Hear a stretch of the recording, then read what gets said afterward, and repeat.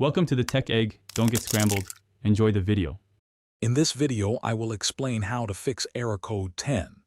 This error message, "This device cannot start," indicates that your computer's device manager cannot properly initiate a piece of hardware.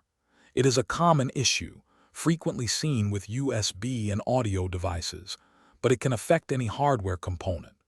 We will go through several straightforward steps to help you resolve this problem efficiently and get your device working again.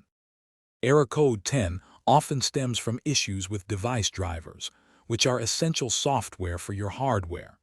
These drivers might be outdated, corrupted, or simply incompatible. Sometimes the problem could be with the hardware itself or incorrect settings. Before diving into complex solutions, always try restarting your computer.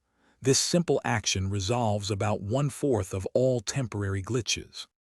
A key step in resolving error code 10 is addressing your device drivers.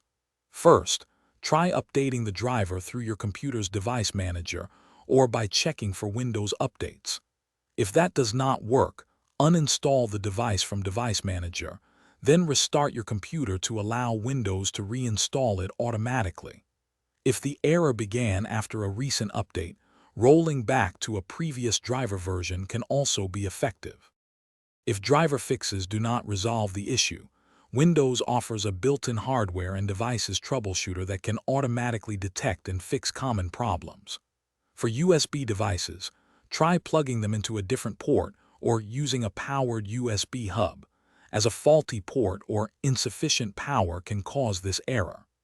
If all software troubleshooting fails, the hardware component itself might be defective, suggesting it may need replacement. Thanks for watching. Consider subscribing if I helped unscramble your problems.